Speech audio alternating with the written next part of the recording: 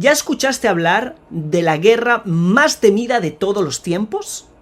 ¿Y qué me dirías si te dijera que ya hay muchas señales de que está a las puertas o de que incluso ya estamos en medio de ella? En este video voy a revelarte a partir de las fuentes hebreas originales 7 cosas imprescindibles que debes saber para reconocer la guerra de Gog y Magog, y al final del video cómo puedes librarte de ella, o si nos libraremos de ella también como humanidad.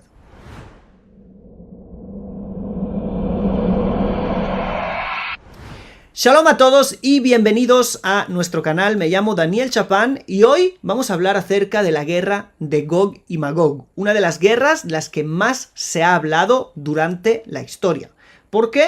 Porque ha sido profetizada por los profetas en 6 libros distintos de la Biblia hebrea. Pero antes de empezar a profundizar en los textos, quiero mostrarte cómo hay cosas impresionantes que fueron dichas hace miles de años que era imposible que se supiera, pero hoy sabemos que este es el escenario exacto que está descrito allí y que esas cosas ya pueden empezar a pasar o ya empezaron a pasar. Por ejemplo, en el Zohar, ¿sí? La cita es Bereshit, página 58, está escrito que cuando llegue Gog y Magog llegarán multitudes de todo el mundo para pelear contra Jerusalén y contra Shem. Bueno, eso está escrito en los versos. Lo importante es que en el Zohar, en la página 119 después, más tarde, está escrito que los hijos de Ismael serán los que despertarán a todos los pueblos de la tierra para venir a pelear contra Israel. Los hijos de Ismael son, según nuestra tradición, el mundo musulmán, los países musulmanes. Y dice el comentarista Rabbi Moshe Cordovero, que estuvo en Safed hace 5 siglos, que harán paz esos países musulmanes con las naciones, el mundo occidental, y se rebelarán contra Israel. ¿Por qué? Por haber levantado un reino, un estado en Israel. ¿Cómo hace 2000 años se podían saber esas cosas? ¿Cómo hace 5 siglos se podía tener eso tan claro? ¿Sí? Ahora lo vemos claramente. ¿Es posible que Israel en alguna guerra con algún país vecino, que son todos musulmanes, ¿sí? De alguna manera las Naciones Unidas, la OTAN, los Estados Unidos se metan en esa guerra y que haya una guerra así grande por causa de eso? Hoy en día es un escenario posible. ¿Cómo se supo hace tantos años? Shalom, quiero hacer una pausa de unos pocos segundos para invitarte a la Academia Co-Creadores en WhatsApp, donde vamos a tener materiales completamente inéditos, míos y de otros ponentes en hebreo, disponibles en español. Si quieres unirte al grupo de WhatsApp, haz clic en el link que está en la descripción del video o en el primer comentario fijado. Hay otro ejemplo parecido. El Zohar nos dice que, terminando la guerra de Gog y Magog, 10 meses después de la guerra, seguirán apareciendo heridos, gente muerta, por causa de la guerra, pero que la guerra ya habrá terminado.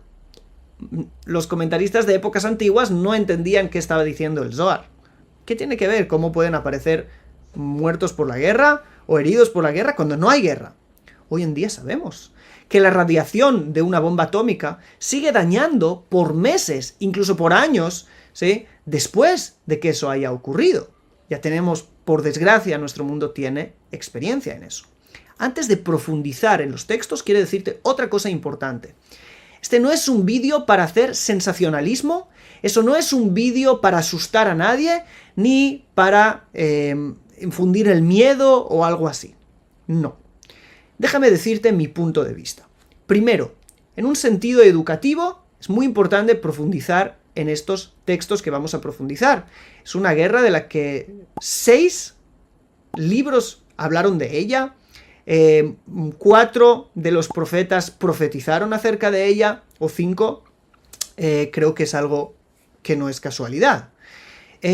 No somos la única tradición que cree que en el final del tiempo habrá alguna guerra. Eso es así en la mayoría de religiones y tradiciones. Y, aparte de eso, creo que las guerras es algo del día a día de esta humanidad, por desgracia. Y tenemos que aspirar a que se terminen las guerras. El hecho de hablar de una última guerra no es algo malo, es algo esperanzador. Guerras hay todo el tiempo, ¿sí? Guerras hay todo el tiempo, guerras hay ahora mismo, mientras estás escuchando este vídeo, hay gente muriendo por causa de guerras. Y han muerto millones y miles de millones de personas por causa de guerras durante la historia. El hablar de una guerra al final de tiempo no es para asustar, es para esperanzar. Hay un final. Esto tiene un final. Va a terminar con una... Ok, va a haber una guerra más. Señores, no es muy difícil predecir eso. Han habido guerras toda la historia, pero lo importante para nosotros es saber que una tiene que ser la última. ¿Ok? Tenemos que saberlo ver de un prisma correcto. Hay que hablar de Gog y Magog, sí, pero se está hablando de Gog y Magog desde prismas muy incorrectos, muy irresponsables. Gente haciendo hoy en día todo tipo de cosas, dejando trabajos, o no haciendo esto, no haciendo lo otro, o construyendo búnkers en sus casas, ¿sí? Por causa de que les han dicho, algún líder religioso les ha dicho que Gog y Magog tenía que pasar hace 20 años, y hace 30, y hace 40, y hace ahora, y mañana, o de aquí 10, ¿ok? Tenemos que tomar de esto de una manera responsable. Por eso es importante que sepamos algunos puntos para que no nos engañen más acerca de todas estas cosas y podemos tomar esto de una manera correcta. Y además, lo más importante para mí es cuál es mi punto ante esto, qué yo puedo hacer y, sobre todo, ¿podemos librarnos de esto? ¿Nos han dejado algunas herramientas para librarnos? ¿O es posible evitar esta guerra? También es algo que me interesa muchísimo compartir. Y ahora sí, profundicemos en la guerra en sí. Esta guerra, Gog y Magog, es una guerra que los profetas profetizaron para los tiempos finales. Así dijeron literalmente, tiempos de la redención. Es quizás una de las peores guerras por las que Israel tendrá que pasar durante la historia, y eso ya es decir. ¿Quiénes fueron los profetas que profetizaron acerca de Gog y Magog? El profeta Yeshayahu, Isaías, Yehezkel, Ezequiel, Joel y Zacarías. Aparte de ellos, vemos esta guerra recordada o insinuada en el libro de los Salmos, por ejemplo, en el Salmo 2, y en el libro de Daniel, capítulo 11 y 12 de ese libro. Después de juntar los detalles contados en estos 6 libros de la Biblia, he resumido 7 principios que debes conocer acerca de esta guerra, y en este video te los detallaré uno por uno. El primer punto. La guerra de Gog y Magog sucederá después de que Israel sean redimidos de su exilio. Para el que no lo sabe, el exilio es el hecho de que Israel fueron expulsados de su tierra. Israel era una nación que, como toda nación, tiene una tierra. No hay pueblos nómadas, a no ser que un día los expulsaran de sus lugares. Entonces, Israel, ¿sí? Los judíos vivíamos en Judea, la tierra de Israel, hasta que nos echaron de aquí. Entonces, el exilio ha durado mucho. Y sigue durando como mínimo parcialmente. En el año 48 fundamos el Estado de Israel, pero aún la mayoría de Israel se encuentra fuera de su tierra. Sí, la mayoría de judíos viven fuera de Israel. Estamos muy muy cerca del cumplimiento de que la mayoría de Israel esté en su tierra, y podremos decir que Israel formalmente haya vuelto a su tierra por completo. Ahora es solamente el principio de esta redención del exilio. Pero vamos a leer los textos que nos dicen lo que acabo de decir. En el libro de Ezequiel, capítulo 38, del 8 al 11. Allí el profeta Yehezkel se está, de alguna manera, dirigiendo a Gog y Magog y les dice así: de aquí a muchos días serás visitado.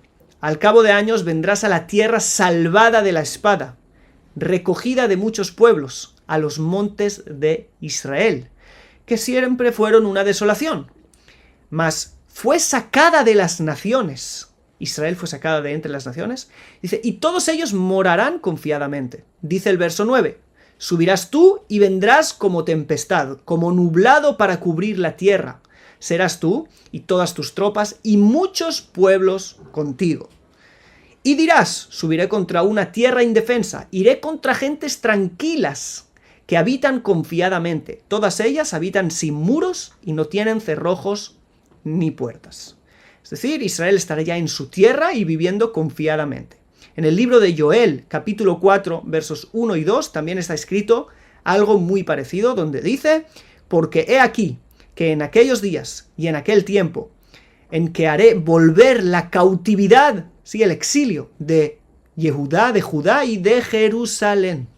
Reuniré a todas las naciones y las haré descender al valle de Josafat, y allí entraré en juicio con ellas a causa de mi pueblo, de Israel mi heredad, a quienes ellas esparcieron entre las naciones y repartieron mi tierra. Ellos ya habrán vuelto. Y en los dos textos vemos algo también muy interesante. Parece ser que la guerra ocurrirá en un momento que Israel parecería estar en su mejor momento, el más calmado, donde ya ha dejado atrás los conflictos del exilio. Sin embargo, Dios traerá esta guerra. Y la pregunta es, ¿por qué?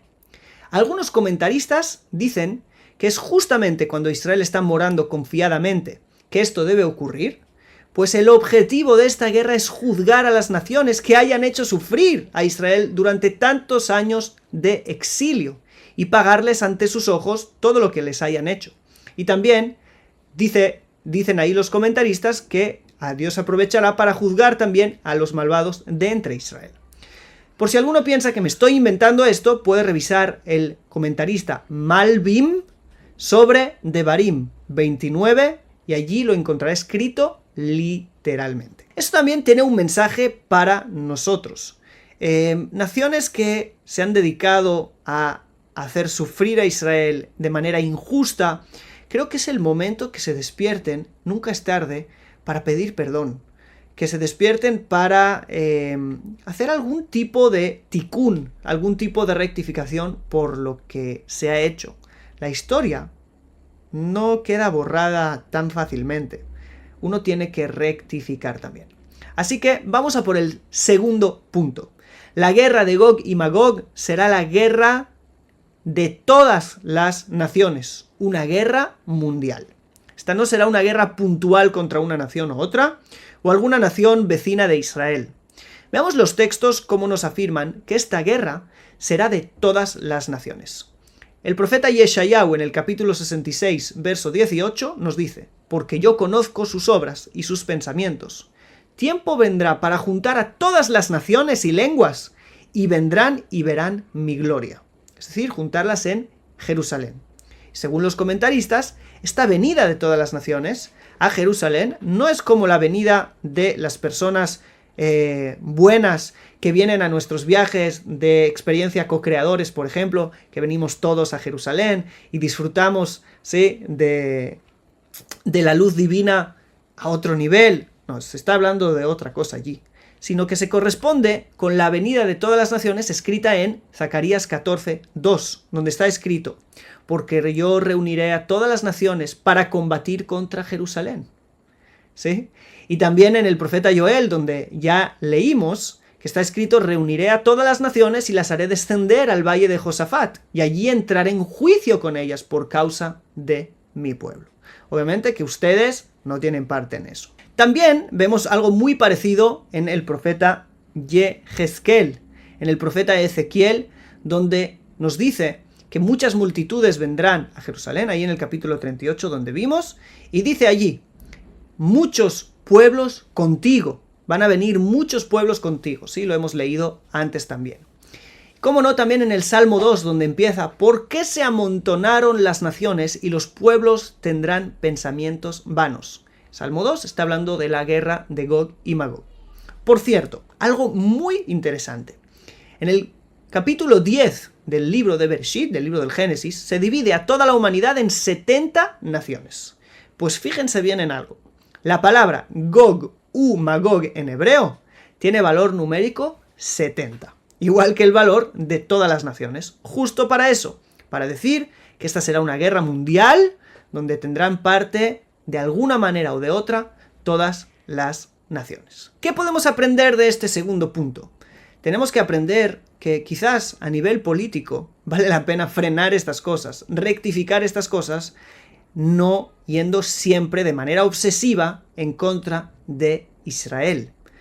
No apoyar a medios que van de manera obsesiva en contra de Israel, ¿sí? No apoyar todas esas cosas de antisemitismo disfrazado de antisionismo que vivimos en nuestros tiempos.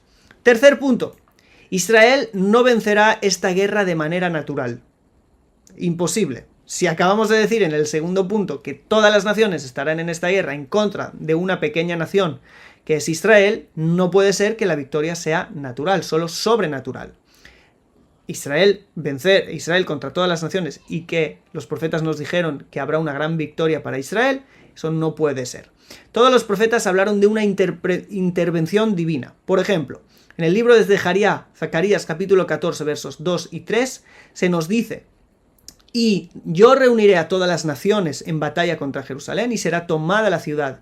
Serán saqueadas las casas y violadas las mujeres, la mitad de la ciudad será desterrada, pero el resto del pueblo no será cortado de la ciudad. Y dice, entonces saldrá el Eterno y peleará contra aquellas naciones, como cuando él peleó el día de la batalla. Es decir, habrá una intervención divina. También el profeta Joel 4:15 dice, y el Eterno les protegerá, será fortaleza para los hijos de Israel. Cuarto punto, las naciones terminarán peleando la una contra la otra. Y quizás de eso tenga que ver la intervención divina. En el capítulo 38 del libro de Yehezkel, en el verso 21, está escrito, la espada de uno contra su hermano será. En Zacarías 14:13 dice lo mismo. Sucederá aquel día que habrá entre ellos un gran pánico del Señor, y cada uno agarrará la mano de su prójimo y levantará su mano contra la mano de su prójimo. Así que vemos también el mismo escenario allí. Quinto punto. Esta será una guerra ideológica también, no solamente una guerra militar. Todo el mundo participará, pero se participará desde el punto de vista ideológico. Así escribe el Rav Abraham Yitzhak HaKohen Kook, uno de los más grandes cabalistas de la generación pasada, en su libro En Hayá, donde dice que la guerra de Gog y Magog, según está escrito en el Salmo 2, ¿sí?, se despertarán todos los pueblos para ir contra la luz de Israel y sus principios. No solamente en contra de Israel, sino contra su luz y sus principios, ¿sí? Que el fundamento de todos esos principios es el conocimiento de Dios, que arraigaron Israel al mundo y iluminaron el mundo entero con esa luz. Por eso dice ahí el Salmo 2, que irán en contra de Hashem, en contra del Eterno y de su Mesías, ¿sí? Meshijó. Entonces, ¿qué quiere decir? Quiere decir que, de alguna manera, las naciones irán en contra de Israel, no solamente porque militarmente hayan hecho algo que no les haya gustado, sino que Israel, de alguna manera, representará principios que la humanidad rechazará. Ahora fíjense bien en algo muy interesante. El Rav Kook allí dice, qué difícil pensar después de que ya la idea del conocimiento divino ya está en el corazón de todos los pueblos. Todos creen, la mayoría del mundo es monoteísta, creen en Dios, los principios morales, sí, del valor de la vida y de muchas otras cosas que nacen de alguna manera u otra, sí, de los principios bíblicos, del Tanaj, ya están en el corazón de la mayoría y de los sabios de los pueblos. ¿Cómo puede ser, dice él, que de un momento para el otro todo se gire, que necesitemos la salvación de Dios, ¿sí?, para que nos libre de personas que van a querer venir en contra de eso, como está escrito allí? Entonces, para él era algo extraño. Pero pensémoslo bien. ¿Qué movimientos? Fijaros bien en eso, porque es muy fuerte. ¿Qué movimientos están completamente en contra de todo principio moral, ¿sí?, bíblico, llamando a eso algo retrógrada, heteropatriarcado o todo tipo de palabras parecidas? Y justamente se liga muy bien con lo dicho antes.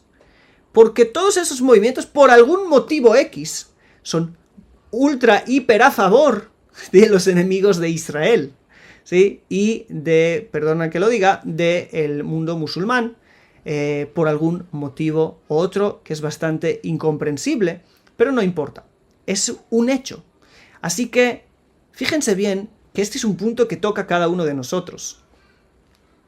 ¿En qué lugar vamos a estar? ¿En el lugar que se dedica a derribar los principios que han sido arraigados por tanto tiempo, ¿sí?, del conocimiento divino, o el lugar que intenta desarraigarlos? ¿Okay? Eso también es parte de la batalla de Gog y Magog, nos dice el Rav Kook. Sexto punto. El final de la guerra dará lugar a una revelación divina en todo el mundo como nunca antes. Está escrito en el libro de Ezequiel, capítulo 39. Lo siguiente. Verso 21. Y puso mi gloria en las naciones, y verán todas las naciones los juicios que hice y mi mano que puse sobre ellos. Es decir, bien, parece que yo estoy diciendo que todas las naciones van a ir y estoy hablando mal de las naciones. No, habrá parte de las naciones que van a ir en contra y el resto de las naciones podrán ver la gloria divina. La pregunta es qué parte van a tomar cada uno entre las naciones. Y en el libro de Zacarías, culmina con el famoso verso que llena a todos de esperanza.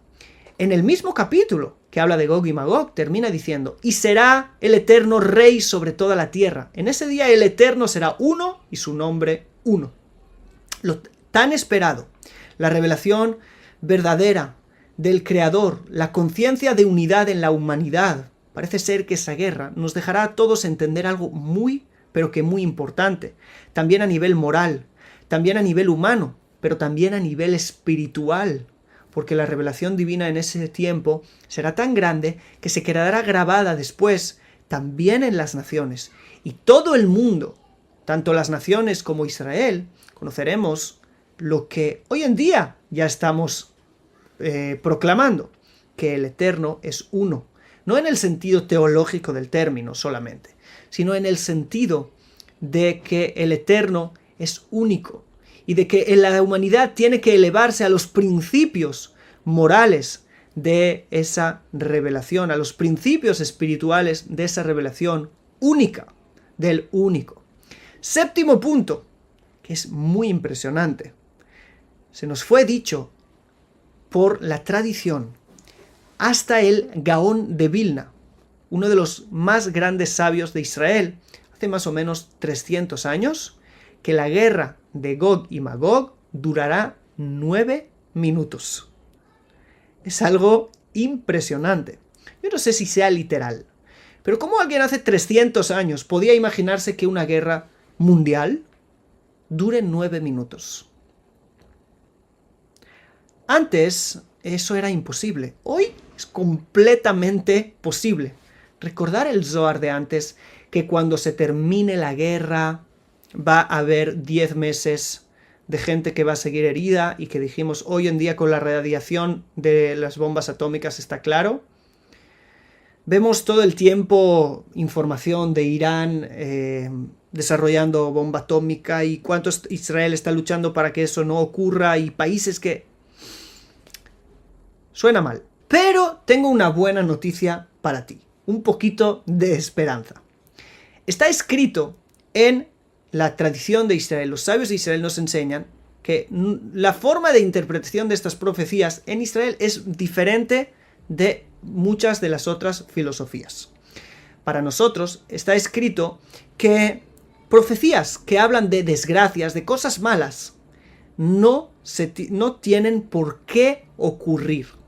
Quiero decir que son profecías bajo condición. Es decir, si las cosas van mal, eso es lo que va a ocurrir. Pero si se cambia, es decir, si no va mal, si hay teshuvá, si hay vuelta a Dios, si hay, en vez de cosas malas, hay cosas buenas por parte nuestra, quizás eso cambie. ¿Ok? Quizás la profecía cambie. Entonces, profecías que son bajo condición no tienen por qué cumplirse así a rajatabla. Es decir, puede haber una visión de que Gog y Magog no ocurra, ¿ok? O que ocurra de manera más limitada. Si se describe lo siguiente de nuevo, que va a haber tanta maldad en el mundo, entonces eso es lo que pasa.